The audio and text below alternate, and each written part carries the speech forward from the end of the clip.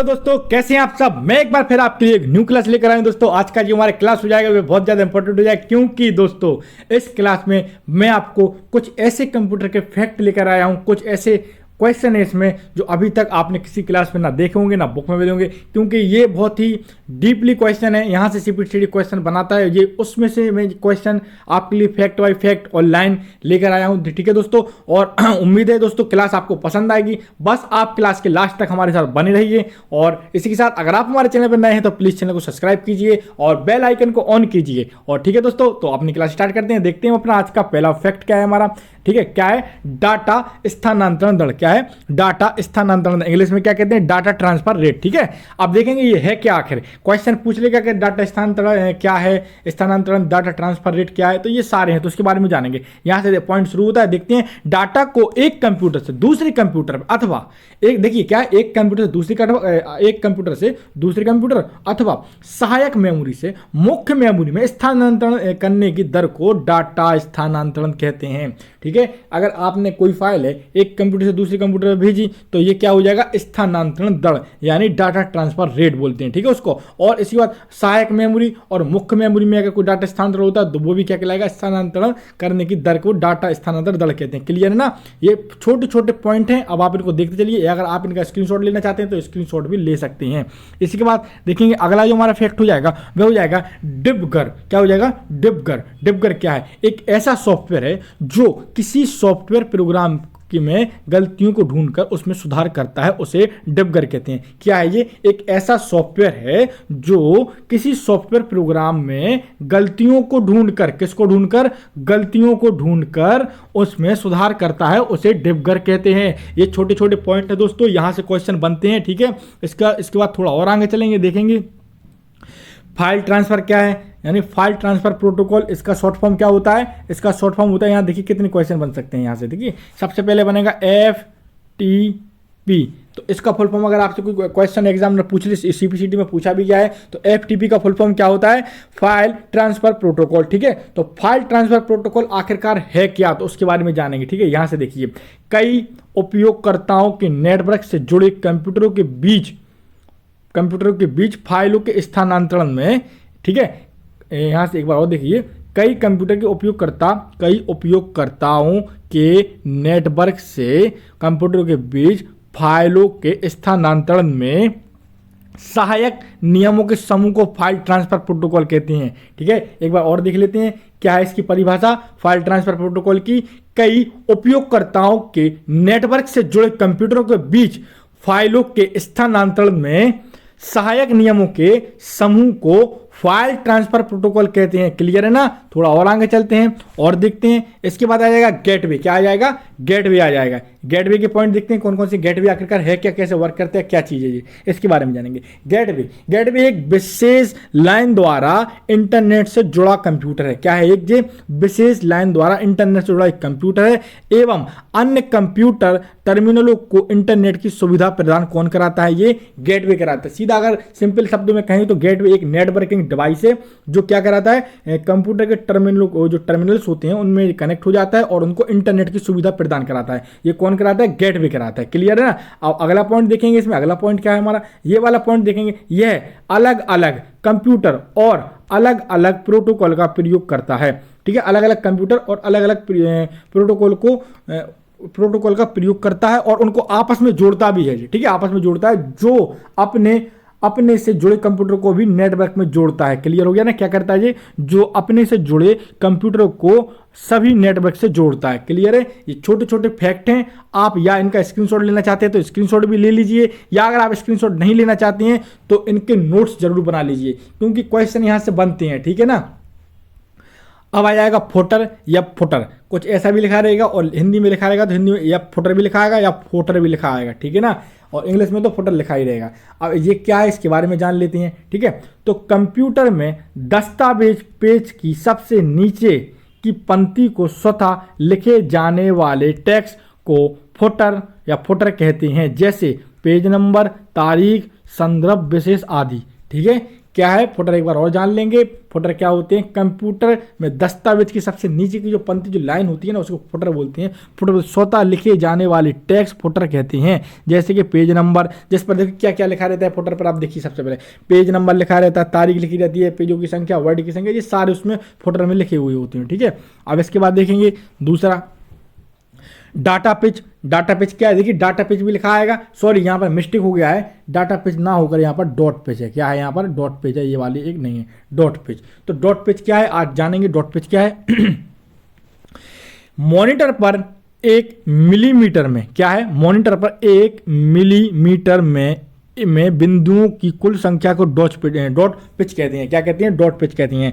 Monitor पर 1 millimetre में बिंदुओं की कुल संख्या को डॉट पिच कहते हैं। क्या कहते हैं? डॉट पिच कहते हैं। यह मॉनिटर की क्वालिटी को बताता है। क्या बताता है? ये मॉनिटर को क्वालिटी को बताता है। बिंदी का मतलब पिक्सल से है दोस्तों। क्या है? पिक्सल से, जी वाली पिक्सल की बात हो रही है। 1 2 3 4 जो पिक्सल होते हैं छोटे छोटे से, देखो जी इनकी बात हो रही है यहाँ पर। क्लियर है ना? अब थोड़ा और आगे चलते हैं, अगला पॉइंट देखते हैं। हमारा अगला पॉइंट क्या है? इसके बाद हमारा जो अगला पॉइंट हो जाएगा वह हो जाएगा माउस के माध्यम से जब, ड्रैग की बात कर रहे हैं, किसकी बात हो रही है यहाँ पर? ड्रैग जानेंगे। ड्रैग क्या है? माउस के माध्यम से जब एक फाइल को एक स्थान से दूसरे स्थान पर ले जाते हैं तो उसे क्या कहते हैं? ड्रैग कहते हैं। क्या कहते हैं? माउस के माध्यम से बात हो रही है यहाँ पर। किसके माध्यम से हो रही है?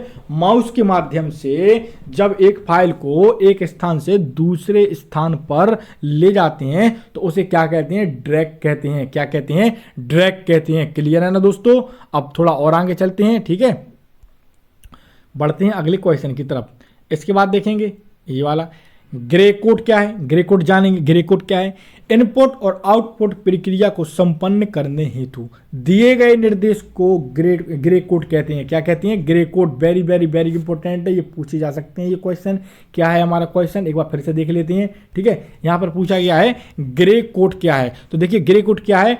इनपुट और आउटपुट प्रक्रिया को संपन्न करने हेतु दिए गए निर्देश को ग्रे कोड कहते हैं। क्लियर है ना?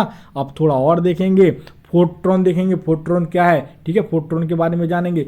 फोर्ट्रॉन यह एक उच्च स्तरीय भाषा होती है। सबसे पहले ये एक लैंग्वेज है, ये जान लीजिए, और ये निम्न है कि उच्च है, तो ये एक उच्च स्तरीय भाषा है जिसका प्रयोग या जिसका उपयोग वैज्ञानिक गणितीय उपयोग में किया जाता है। फोर्ट्रॉन का उपयोग कहाँ किया जाता है? वैज्ञानिक और गणितीय प्रयोग में इसका उपयोग किया जाता है। क्लियर है ना?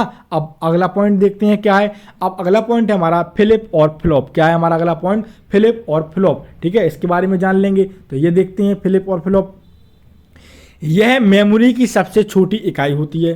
क्या होती है? ये मेमोरी की सबसे छोटी इकाई फ्लिप या फ्लॉप होती है। ठीक है, और जो एक बिट के लिए भंडारण कार्य करती है। क्या करती है? जो एक बिट के भंडारण के लिए कार्य करती है। यह एक ऐसी इलेक्ट्रॉनिक युक्ति है जो दो बाइनरी स्थिति 0 या 1 में से किसी एक में रहती है। क्या है ये? जो 0 या 1 में से किसी एक में रहती है। क्लियर है ना?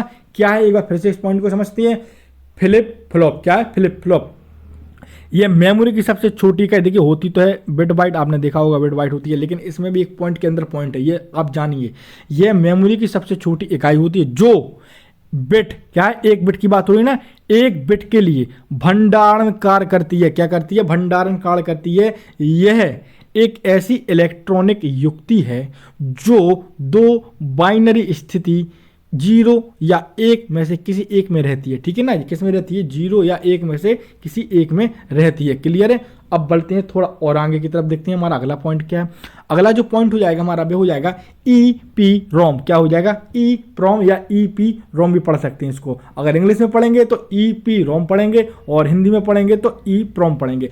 अब ये आ गया, सबसे पहले हम जानेंगे इसका फुल फॉर्म, क्योंकि ये भी बहुत जरूरी है। देखिए इरेजेबल, क्या है? Erasable programmable read only memory या electronic programmable read only memory. ठीक है ना? जैसे ऑब्जेक्ट में क्वेश्चन ऑब्जेक्ट दिए गए वैसा टिक करना है आपको। ठीक है, इसके बाद देखेंगे EEPROM क्या है। ये एक डाटा संग्रह करने वाली चिप होती है।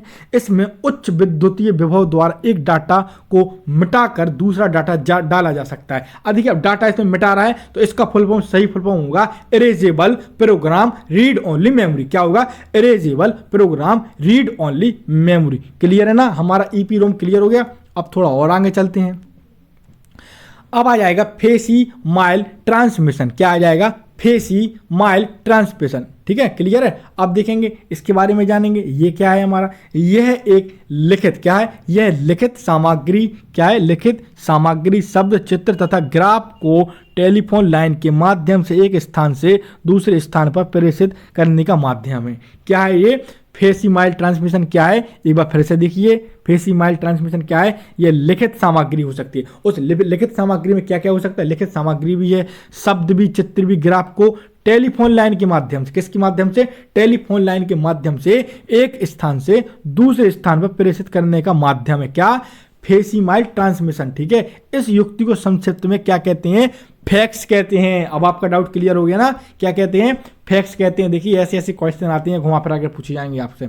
अगला पॉइंट देखते हैं, अगला पॉइंट हमारा क्या है, अगला जो पॉइंट हो जाएगा वह हो जाएगा हाइबरनेशन। क्या हो जाएगा, हाइबरनेशन। जब कंप्यूटर भी, हाइबरनेशन क्या है उसके बारे में जानेंगे, किसके बारे में जानेंगे, हाइबरनेशन क्या है, देखते हैं थोड़ा सा इसको यहाँ लाएंगे, देखेंगे हाइबरनेशन, इसके बारे में जानेंगे। जब कंप्यूटर सभी चालू प्रोग्राम को हार्ड डिस्क में संचित करके बंद होता है तो पुनः क्या है, एक बार फिर से देख लीजिए, हाइबरनेशन क्या कहलाता है, जब कंप्यूटर सभी चालू प्रोग्राम को हार्ड डिस्क में संचित करके बंद होता है और पुनः चालू करने पर सभी प्रोग्राम पुनः उसी अवस्था में खुल जाते हैं, तब वह क्या कहलाता है, हाइबरनेशन कहलाता है। क्या कहलाता है, हाइबरनेशन कहलाता है। कोई भी आपको डाउट्स हो, किसी भी माइंड में कोई सा भी क्वेश्चन हो कंप्यूटर से लेकर, आप कमेंट बॉक्स में मुझसे टाइप करिए, क्वेश्चन पूछिए, मैं आपके सभी क्वेश्चन का आंसर दूंगा, ठीक है ना। और देखिए अब कुछ टाइम बाद सीपीसीटी के फॉर्म डलने स्टार्ट हो जाएंगे, तो आपको याद होना चाहिए कि जैसे ही सीपीसीटी के फॉर्म डलें आपकी तैयारी पूरी हो जानी चाहिए, बस रिवीजन रह जाएगा, ठीक है ना। क्योंकि ऑलरेडी अगर आप हमारे साथ लंबे समय से जुड़े हैं तो आपको मालूम होगा अधिकतर 90% मैंने सिलेबस खत्म कर दिया है। सबकी क्लासें ऑलरेडी प्लेलिस्ट में डली हुई हैं, आप प्लेलिस्ट में जाकर उनको देख सकते हैं, ठीक है ना। क्या कर सकते हैं, उनको देख सकते हैं, उनको विजिट करिए और प्लेलिस्ट में जाकर उनको देखिए, ठीक है। अब थोड़ा और आगे चलेंगे और देखेंगे क्या है। अब आ जाएगा क्या, हाइपर टेक्स्ट। क्या आ जाएगा, हाइपर टेक्स्ट आ जाएगा। हाइपर टेक्स्ट के बारे में जानेंगे, हाइपर टेक्स्ट क्या है, ठीक है। तो पढ़ते हैं हाइपर टेक्स्ट। किसी डॉक्यूमेंट में शब्द या शब्द समूह को उसी डॉक्यूमेंट या किसी अन्य डॉक्यूमेंट से लिंक करने की प्रक्रिया हाइपर टेक्स्ट कहते हैं। क्या कहते हैं, एक बार फिर रिपीट कर रहा हूं मैं। किसी डॉक्यूमेंट के शब्द क्या है, शब्द या शब्द समूह को, क्या है, शब्द समूह को उसी डॉक्यूमेंट या किसी अन्य डॉक्यूमेंट से लिंक करने की प्रक्रिया को हाइपर टेक्स्ट कहते हैं। हो गया ना क्लियर। थोड़ा और आगे चलते हैं। अब देखेंगे आईपी पता यानी आईपी एड्रेस। आईपी, ये आईपी एड्रेस। ठीक है, अगर ये क्वेश्चन आपसे पूछा जाए कि आईपी का फुल फॉर्म क्या होता है, तो क्या होता है, इंटरनेट प्रोटोकॉल। क्या होता है, इंटरनेट प्रोटोकॉल। इंटरनेट प्रोटोकॉल और हिंदी में इसको क्या बोलते हैं, सॉरी, आईपी का फुल फॉर्म क्या होता है, इंटरनेट प्रोटोकॉल। अब इसके बारे में थोड़ा सा जानेंगे। आखिरकार ये है क्या, यह वेबसाइट का 32 बिट का अंकीय पता होता है। कितने का, यह वेबसाइट का 32 बिट का अंकीय पता होता है। यह सर्वर और उससे जुड़े नोड की पहचान को बताता है। किसको बताता है, ये सर्वर और उससे जुड़े नोड की पहचान को बताता है। कौन बताता है, आईपी एड्रेस। और आईपी एड्रेस का फुल फॉर्म क्या है, इंटरनेट एड्रेस। क्लियर है ना। इसके बाद देखेंगे कियोस्क। क्या देखेंगे, कियोस्क क्या है उसके बारे में जानेंगे।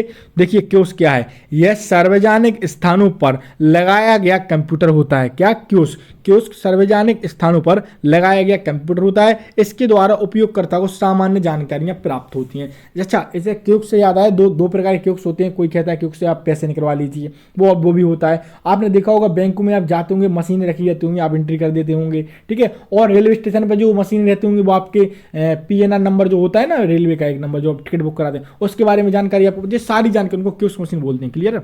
अब देखेंगे लाइट पेन। क्या देखेंगे, लाइट पेन के बारे में जानेंगे। लाइट पेन क्या है, यह एक इनपुट डिवाइस है। सबसे पहले लाइट पेन क्या है, यह एक इनपुट डिवाइस है। इतना क्लियर है। इसका उपयोग कंप्यूटर स्क्रीन पर लिखकर इनपुट देने में किया जाता है। किसमें किया जाता है, इसका उपयोग कंप्यूटर स्क्रीन पर लिखकर इनपुट देने में किया जाता है। क्लियर हो गया ना।